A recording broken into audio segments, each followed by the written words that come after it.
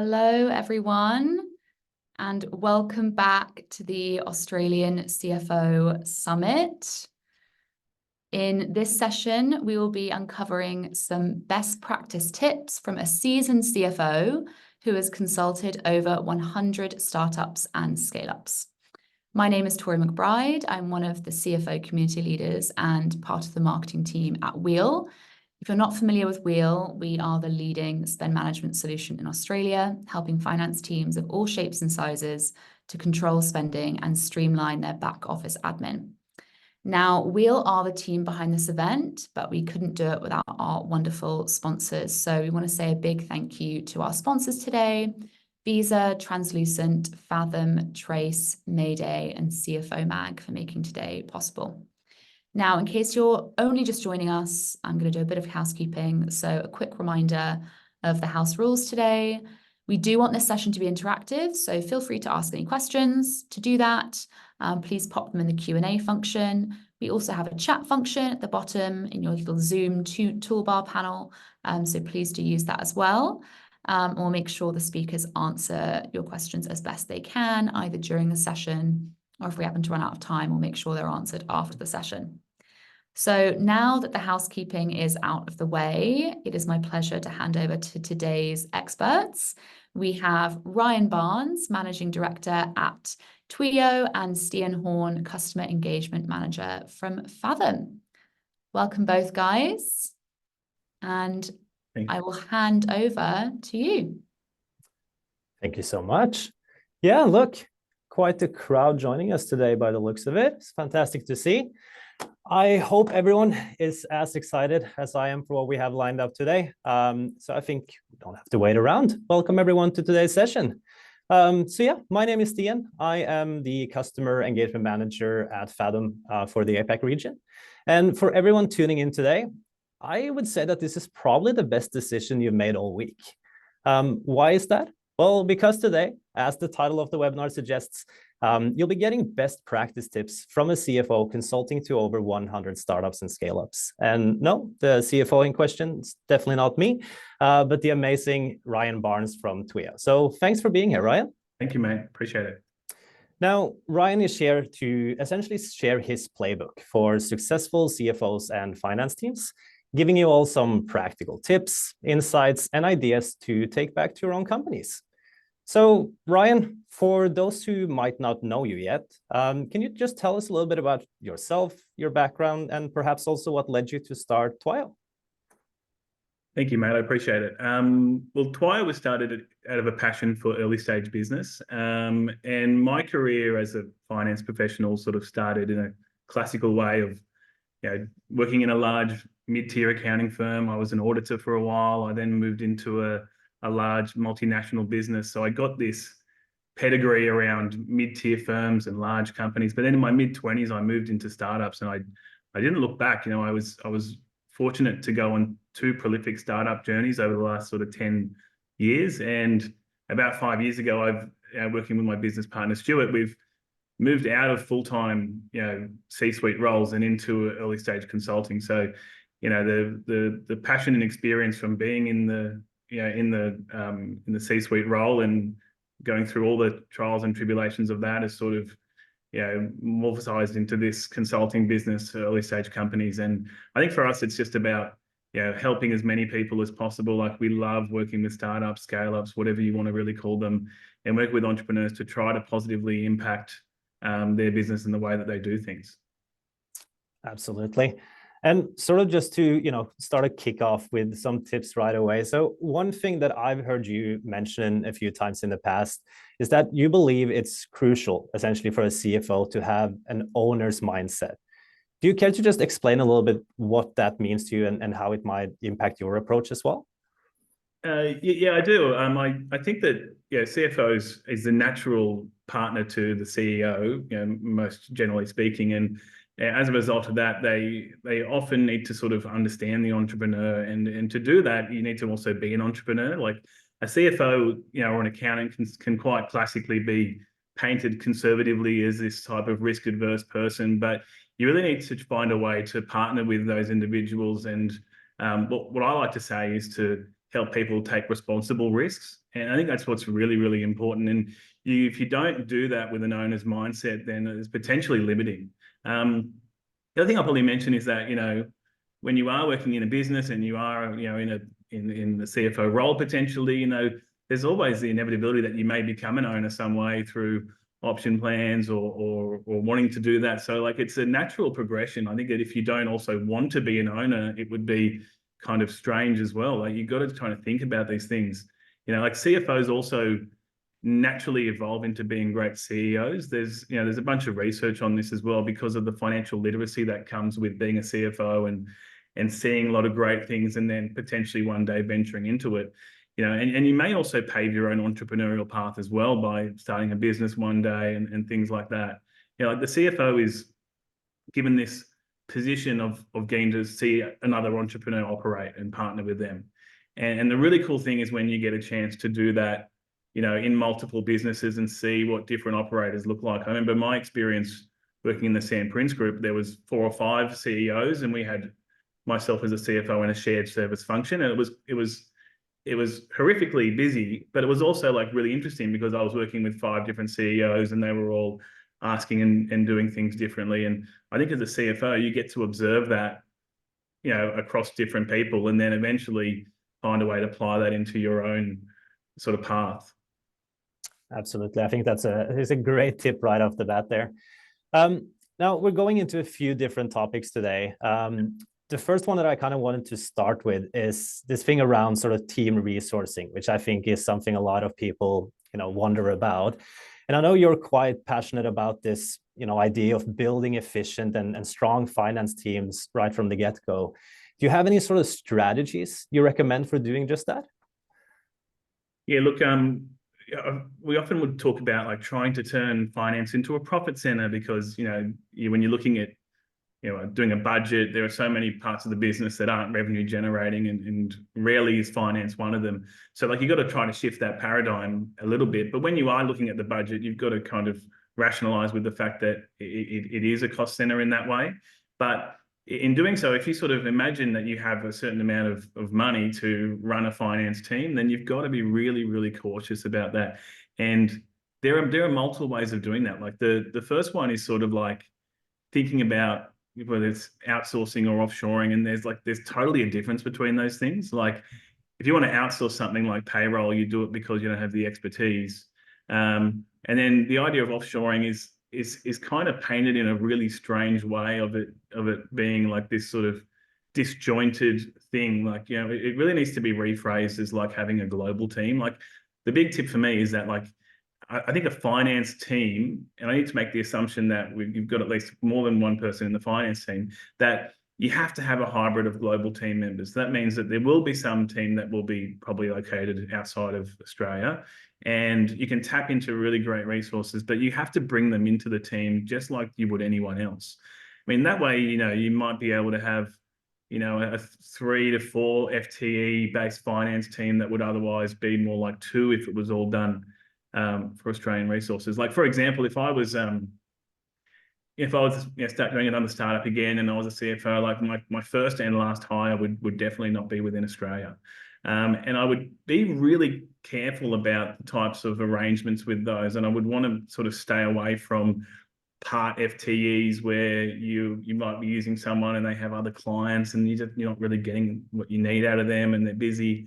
I think dedicated resources is really, really important. Like, some offshoring is not dedicated resources because they have other clients, and traditional outsourcing is neither that as well. So like, having a dedicated team but a hybrid team, I think you can get huge value and efficiency out of that.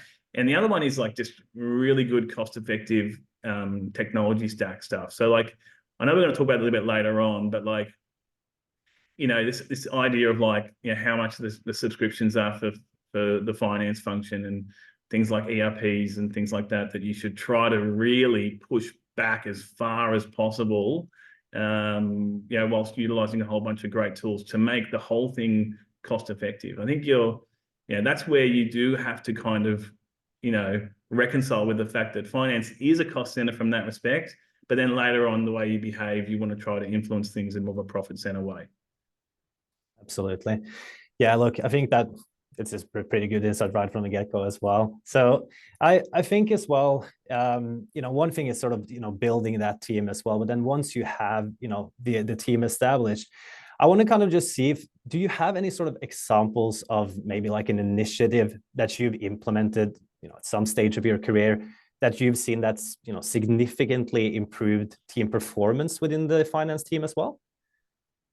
Yeah, I probably would just use the slightly obvious example of the month end, and that is closing the books and reporting it to the stakeholders and making a real event of that. I mean, sometimes it will be kind of done when it's done, but like having a process and having it deadline driven and having it really laid out really tightly, I think is important and sets a really great standard. The thing that I like to do with that is not only, to have a schedule of all the things that you should be doing on certain work days, including doing them on working days prior to the end of the month. I think that's really important too, where you can, to speed things up. But one of the small things that we used to do was a daily stand-up. It's kind of like this, a lot of tech companies and startups do stand-ups.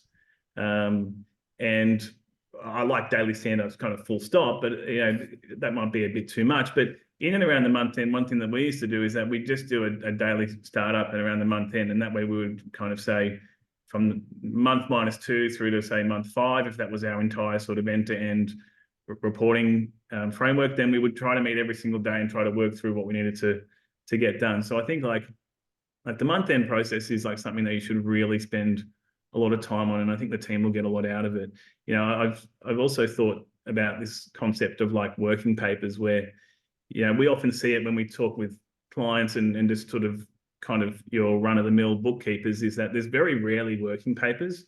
Like your tax agent almost definitely would when it comes to like year-end tax stuff. You can also expect that, when you're the custodian of someone else's books, like your external tax agent, then you want to keep working papers so what the hell you did last year, and when you want to know you're looking after someone else's stuff.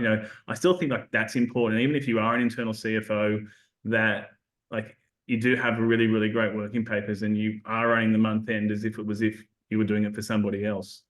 So I think that's the kind of things that I would think about. And if you take that approach for like making the month end like a really rigorous activity, as should the way you report it as well. Absolutely. Yeah, look, I love the idea of actually taking, some inspiration from maybe some of the other departments there around, taking a stand-up, for example, and bringing it into a finance team. I think that's a very interesting approach.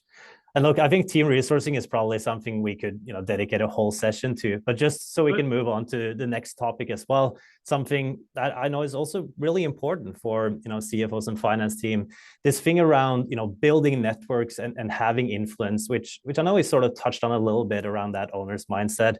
When it comes to these external networks, like how important would you say it is for a CFO to build those? And are there any sort of tangible benefits that you might have observed during your time?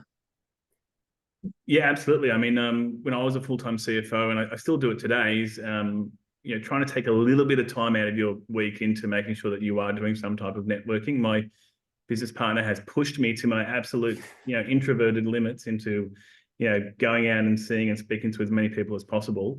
But look, I think it's obvious that there will be benefits. You need to do it really efficiently. Like I sort of think of it on a few things. Like if you're going to have a problem in your business, like someone out there is doing it better than you and someone has already solved this, like that's just a likely outcome of most things in the finance function. Obviously there's some out cases. So like talking to different people, whether it's people, CFOs in your industry or the suppliers of different tech products that you're using, like just having a line in with them. I think you need to make sure that you don't, overdo it and take too many conversations, but you've got to try to work out like what's tried and tested, what people are already doing. Like, there's some obvious things. Like I used to always triangulate between like the Zero App Store, what other people were doing, and also things like G2 Crowd or any other review sites to try to work out where I should be spending time, because you can overdo it, right? But I think that's a good start. And the tangible benefits are finding out how you should be doing things without having to be the one to try and test every single thing out, right? You need to get some shortcuts. Yeah, look, I think that makes sense. And it's probably something, whatever sort of function or role you have within a team, like that whole idea around building external networks in this day and age as well. If you're not doing it now, it's definitely something you should jump onto. just on that sort of influence as well. So I know from, conversations that I have with, various roles within finance teams, an obstacle that they often face is this whole idea around getting stakeholder buy-in as well. So if we take the, I guess, position of the CFO, do you have any sort of idea around how a CFO can, position themselves in a way to have influence within the business, including with things like the CEO, maybe even the board? Yeah, like I think this is the really, really important one. Like the CFO should have some type of, ear into as all the layers of an organization, from board to executive to just, the team at large. And I think that when you find that they become siloed in and out of those areas, that's where I think it becomes really ineffective. And then you're not able to really exert or know what's going on and get sort of blindsided by things. So the first one about boards is like, I think sometimes you see CFOs that sometimes don't go to the board meeting, and there's external board members and the CEO goes by themselves. And it's kind of madness to me. Like I think that a CFO should go to, or at least in part go to, the board meeting, and then also should be building rapport with any directors that are non-executive as well. I'm not saying see them every single month, but you need to try to be able to do that, obviously without undermining the CEO at the same time. So having a connection with the board, I'd probably say like you want to try to make it so that people like respect you to the point where they will let you know when things are happening or there's an issue, but also are able to do what they want to do without having to run every single thing by you. So like having a budget that's set and giving people the authority to run and play within those budgets and know when they don't need to come to you and when they do, I think is really important.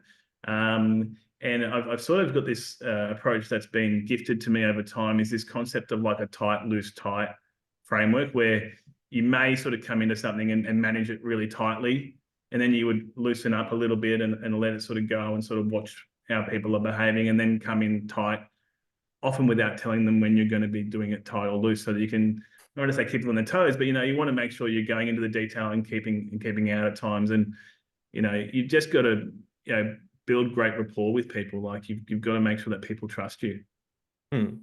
Is that something that you would think is easier sort of if you've been in the business for a while, or just sort of stepping into it? Like when's sort of the right time to, I guess, get going with something like that? Yeah, like it is hard. Like if you are a CFO coming in and it's an established SME business with a whole bunch of people, and they've already determined how to do it, that's really hard. Like if you're there from the start, I think you can set the culture and the standards from how you want it to be. But if you are coming in, I think that for that first month or so, like I worked with a really great CFO at Thomson Reuters.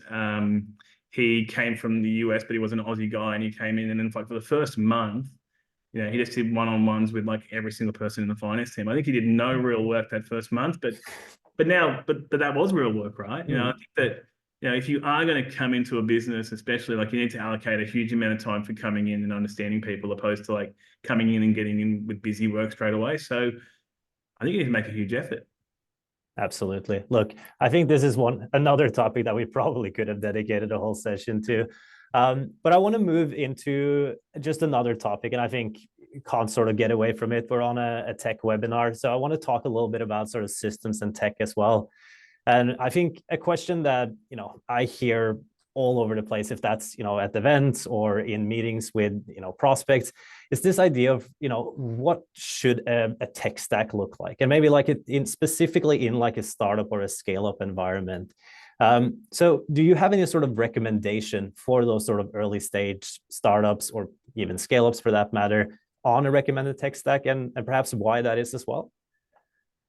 Yeah, for sure. I mean, the easy centerpiece is Xero, and this is not a sponsored post, but I think it's look, it's the catch-all best integrator in the market. So I think that's the obvious starting point, and then you sort of start there, and then you go, well, they have this HubDoc thing. I want to start moving into some AP automation, and it comes with the subscriptions. That's usually a good starting point. And then once you start to sort of flex around what else is in the market, then you sort of start moving into reporting, where there are a number of things. And, Fathom and I have been working together for a long time. I think it is the best reporting system, and for multi-entity consolidating in the market for sure. I would be looking at that, especially when you have, new subsidiaries or international business and bringing in, and you still want to keep it on Xero to keep it cost effectively, because, I mentioned earlier that's, using these systems for an elongated period up until when you may, through volume or complexity, grow out of them. I mean, you want to try to not need to grow out of these systems, right?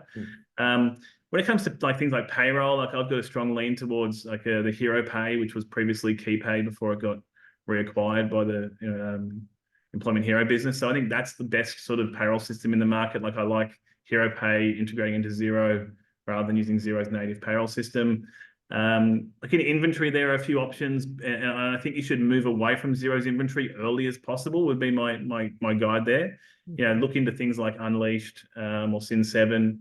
I think expenses are fine to do in Xero. That Xero expenses has come a long way. You don't need to look at things like Expensify; it's pretty expensive. And then you sort of get a good stack. And with all these things up here, there, it's not, it's hundreds of dollars a month, not thousands, right? And then you've got things into a good place. And then the other thing is that there's still always a place for Excel somewhere in there, right? The greatest tool ever created. So don't try to think you'll find everything that will sort of solve the need of just a great old-fashioned spreadsheet. Do you have any sort of, because I think definitely you're mentioning some great sort of apps and things to put in the tech stack there as well. Do you have any sort of recommendations on, where people can go if they want to sort of, do their own research or be able to sort of just see, what's out there, what solutions exist in the market? Yeah, the Xero Marketplace is good. I'm not sure how they work out which one features at the top of the list or on page 7, but I would be looking at the reviews and skeptically, as always, just like TripAdvisor. So I'd be going through it, and I like forums like G2 Crowd. Like that's always been a really good place for me to do it, to find out. Sometimes you'll find a system that's good and it's like 3/4 of what you need, and you're like, oh, who else is doing this? There must be like 6 or 7 others. Sometimes by Googling a software, you will immediately find the comparisons of or its competitors, because they're all buying the same keywords, right? Like sometimes I would find a piece of software. If you Google Fathom, I'm sure you'll find all of Fathom's competitors in ranked 2, 3, 4, 5 through 10. So it's like, I think it's things like that. And then you just got to restrain yourself from doing trials of every single one of them, right? You've got to then try to work it out quickly to be efficient. And that's why those review mechanisms are helpful, I think. Absolutely. So like at what point would you say it sort of makes sense for someone to, I guess, maybe jump on a trial? Look, I think that if you were looking at like the top 2 or 3 and you'd narrowed it down to a certain point, then I think that would be a good time to do a trial for sure. Look, I think there's also just the chatting to others, right? I mean, if you have spoken to other people, and I'm not saying speak to the customer reference provided by the software company, because they're going to say some amazing things about it for a bottle of red. It's more about like working out what other people are doing and then finding people that are actually already using it, and they'll tell you what's working great and where some of the downfalls are, because naturally there will be. And you've got to think about it in the context of your use case, right? Like, what are you needing out of this, and how do your structures align? Are you on Xero? Are you multi-entity? And then try to go from there, really. Absolutely. Look, I can't help it. I am obviously the customer engagement manager at Fathom. So I just want to talk briefly about Fathom as well. And I know you were an early adapter of Fathom. You've been part of most, if not the entire journey, probably. So I just want to like hear from you as well. Is there like, how has Fathom sort of, I guess, impacted or transformed the way you and your clients manage things like reporting, consolidations, analysis?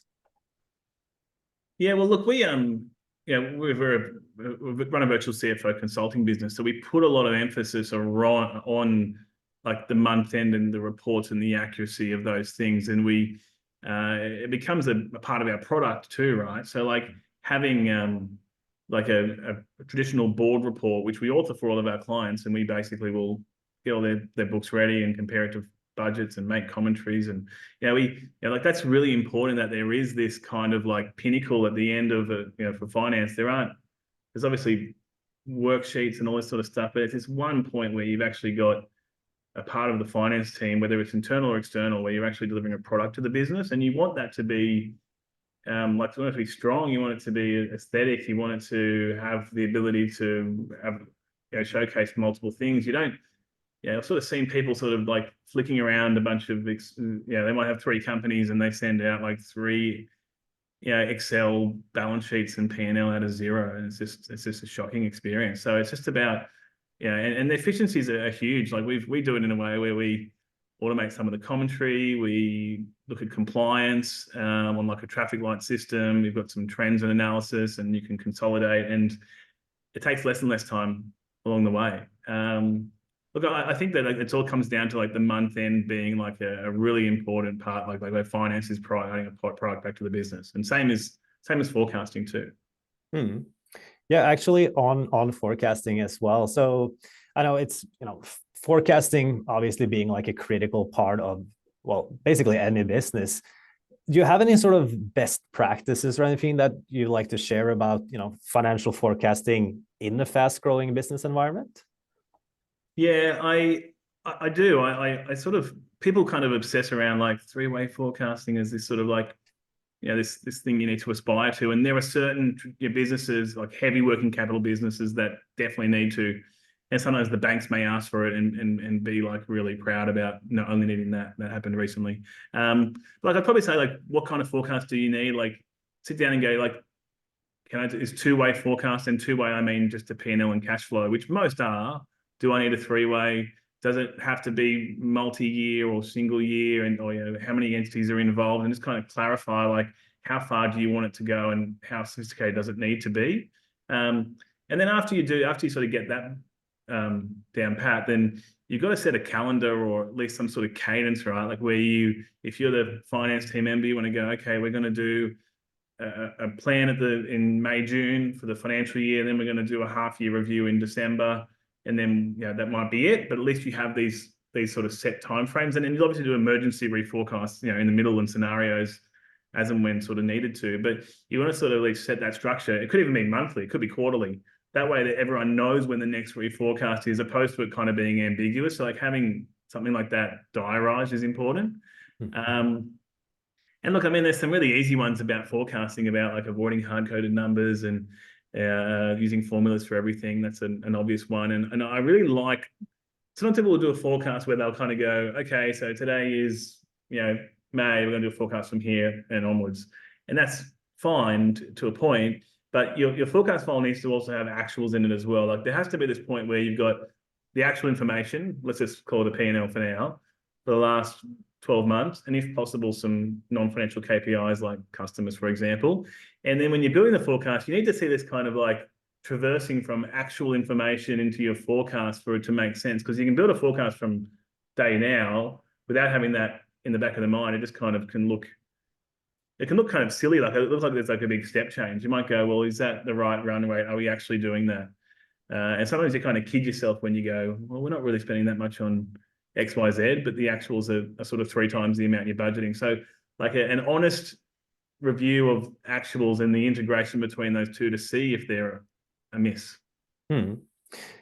Look, another one that I find that I get a lot of questions around from finance teams and CFO specifically is this idea around, is it enough to essentially have one linear projection on your forecast, or should you be aiming for setting up a forecast that looks at various scenarios into the future as well? Do you have any sort of thoughts on that?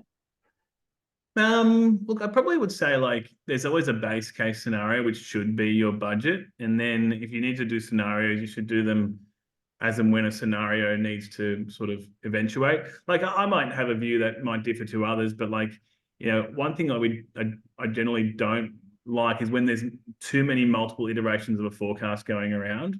Like if you have sort of 3 cases, like there has to be a point where you can do the scenarios at a point to then arrive at which one of the scenarios are we going to lock in, right? So the scenarios are useful to make the decisions, but there has a point where you have to go, well, this is the current thinking, and yes, that can change, but we have to kind of lock that in and try to measure back to it, because there are many issues that will arise if the forecast like isn't like locked in. Like you've almost got to like get to a point where if you're doing the forecast, let's just say it's your FY25 budget, and you have this diary where you're going to say we're going to do it, then you actually do it. You want to almost hit a gong and load it and go, okay, well, that's locked in. And you don't want it to be this moving target that's sort of fluid too much. That's what the sort of diary cadence is for, because you just don't want, people to have, changing or broken ideas around it, which is why that if you are doing scenario analysis, you should eventually converge on one and then go, all right, let's lock this in. Let's use this as the goal. Let's true up costs to this amount if we need to make savings. Otherwise, I mean, the cash flow management is impossible. Absolutely. Yeah, look, again, probably a topic that could have warranted a longer conversation, but just so we can move on as well. I think something people always want to hear, and I mean, you've been sharing heaps of sort of practical and tangible tips here. Are there any other things, sort of, practical, tangible processes, tips that you would like to share with the audience today? Maybe something we haven't covered already? Yeah, I've got some pretty generic ones here, but like, and this comes back to that idea of like finance being like a profit center in some respect. And that is like I think everything is negotiable. Like, when I was early in my career becoming a CFO, this sort of hesitation to be trying to, find out if things are negotiable or discounted. And I've since sort of lost that shame entirely.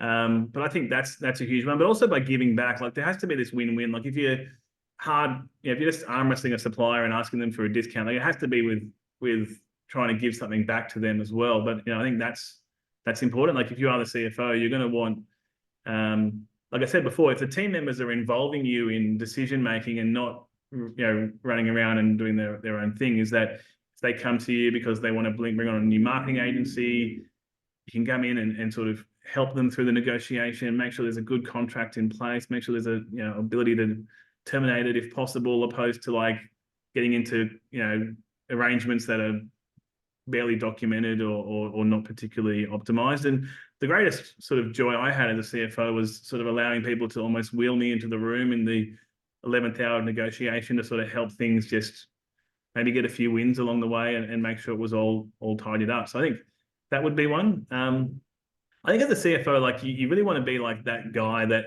like documents everything. Like maybe I'm a little bit anal about these type of things, but like, if you'll find that you'll need to refer back to things, and you also need to think about this. And I don't know why I think about this, but I used to always think about like, there's going to be a CFO after me, potentially. I may not be here forever. And you always want to make that person's life easy as well. So like, and it can be really short, but you get these sort of verbal conversations with third parties or people, like leaving a breadcrumb and dropping a note and just sort of saying, hey, this is what we sort of talked about. I think that's intrinsically important. And like actually having arrangements and agreements. Like you get to this point where as a business, you're entering into a lot of contracts with, I'll use a marketing agency as an example again, or a consultant here. And if and where possible, you should be using your own templates for these things. Like you should have your own, same way you have a standard employment agreement, you should have a standard contractor agreement and a bunch of other things. So that at least like the things around basic insurances and liability limitation and term and notice are all as common, or payment terms if possible.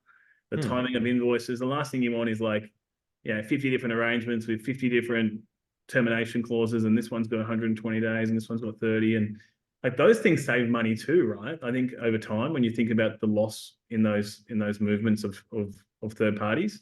And I think like being like the internal lawyer, like you're not, CFOs are rarely lawyers, and there might be some that have done a law degree, but like there's really you won't have the need to always refer to third-party legals all the time. The bills are too excessive, right? Like the CFO is kind of also the in-house lawyer until there one day is an in-house lawyer, which actually may never happen. That you've got to be pretty quick with this sort of stuff. You've got to be good with agreements, and you've got to want to wrap everything up. Every time you see something that's not documented or agreed, then you're going to want it to be. So I think like there's a subtle beauty in having like really great and well-documented things, because it's got huge benefits later on, and the next CFO will thank you. Absolutely. Yeah, you've got to do something for the next one that You comes got as well. Look, I want to sort of, I want to spend a little bit of time just addressing some of the questions that have been coming in. But one final thing though, just because I think there's probably a lot of people here today that, are maybe stepping into, a CFO role at a startup or thinking about it. If you had to choose one sort of critical piece of advice, be that something we talked about or something else, what is that one piece of critical advice for someone stepping into that CFO role? It's probably like one foot in finance and one foot out of finance. Like you kind of had this view that like, I'm the CFO, I'm going to just, look after finance. And yes, you'll be partly integrated across the business, but you've got to have one foot in the finance department and one foot in the rest of the business so that you know what's going on with the product, what's going on with vendors. So like, and it doesn't naturally come to accountants, right? Like I talked about them being classic or introverted, and in some ways I'm that a little bit, but also completely not that. But you just got to you can't be one-dimensional finance CFO. Like it's just not possible, or it is, and you'll just probably not do the job that you could do, right? There you go. I think that's a good advice right there. Yeah, look, we've been getting some questions here, and just to the remainder of the audience as well, if you haven't already and you're sitting on a burning question you want to ask Ryan, feel free to do so. There's a Q&A function here in Zoom that you can use as well. Now, I think we got a question here from Grace. She's saying that given that a CFO role is part of the management team, in your perspective, what are the best practices that a CFO role will cover? And I think you kind of touched on it, but yeah, and as you said, an example, if CFO needs to analyze the marketing KPIs, operational KPIs, etc.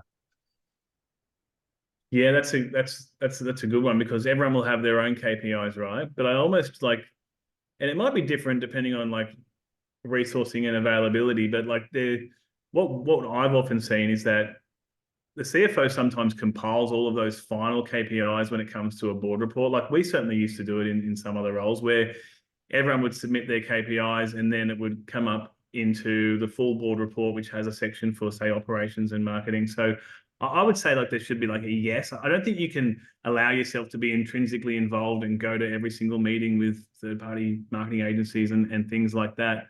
The other thing I'd probably say is that there needs to be like two time frames of KPIs. Like one of them is, if you talk about the KPIs of the business, like there has to be some that need to be weekly, right?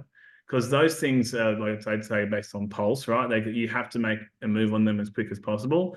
And then there are the things that come through monthly, which are sort of different. But like, I think the question was whether they're responsible or need to be across them. I would say responsible, no; across them, yes. There you go.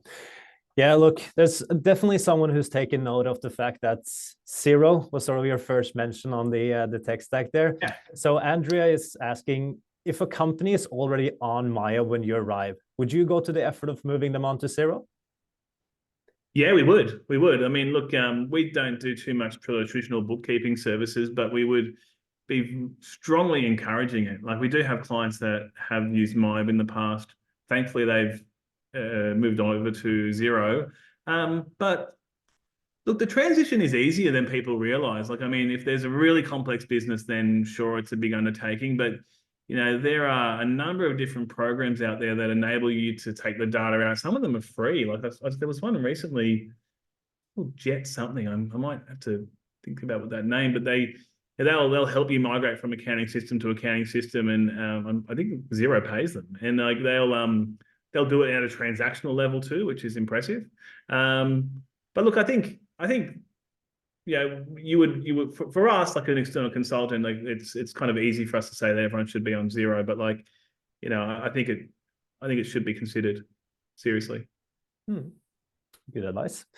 Look, yeah, we have a couple of questions on more you personally, I would say. So someone is wondering sort of Married. No. That's probably also a lot of people wondering that right now. Someone is asking, as someone who's on a similar journey to you, so basically going from CFO to CFO consulting role, do you have any advice you would give to someone who's, well, as he says, looking to tread in your footsteps?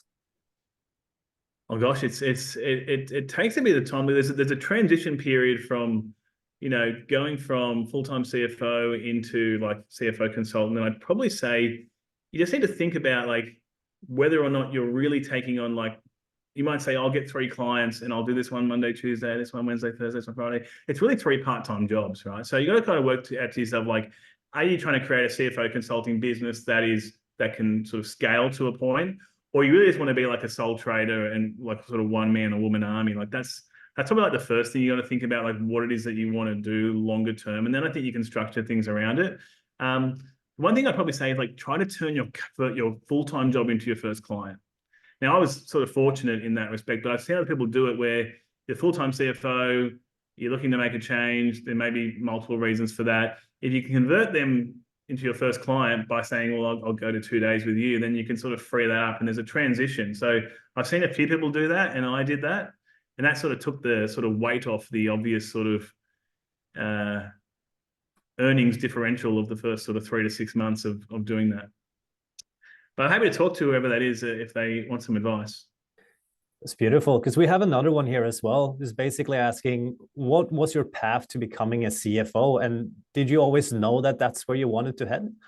That's a super interesting question. The answer is that I was getting slightly off topic here, but like it's embarrassing when I tell people that I have more of an English brain than mathematics, and I don't think you need to do advanced maths at high school to be an accountant, because accountancy is really not that complicated from a formula perspective. But look, I sort of fell into my lap. I think that the people that move into C-level finance roles have to have a knack for working with people and to be great communicators. And I think that if you're a really hardcore sort of maths and commerce based person, then it can be kind of a bit of a glass ceiling in your career. So you've got to move into like really improving your soft skills, bed manners, so to speak. But look, no, for me, no, I didn't think I was ever be an accountant, and my dad talked me into it. There you go. Well, I think that's all we have time for. I do see that there's a question coming in at the very end here. I think we'll have to unfortunately try and cover that after the webinar. We can do that. I just want to say as well to everyone who joined in, amazing to see that many people here today. For everyone who has registered for this session but might not have had the chance to join, and for you attendees here today, I have one more gift for you, if you will. So early next week, we will basically be sending out an email summarizing all of the valuable tips and insights that Ryan has shared today. So if you didn't have your notebook with you today, that's no issue at all. We'll collate this all for you into a beautiful follow-up email. So make sure you keep an eye out for that. Awesome. Thank you so much, guys. That is just about all we have time for today. There's a lot of great advice in there. So thank you so much. And thank you to everyone for tuning in. We hope you enjoyed today's session. We do have 2 more sessions kicking off today. They're our last 2 of the summit. They'll be kicking off at 4 p.m. We've got the fastest month-end close you've ever seen and a best practice guide for multi-entity groups on Xero. So you won't want to miss them. We hope to see you in at least one of those very shortly. Thanks so much, everyone. Thank you, guys. Thanks, Ryan. Thank you.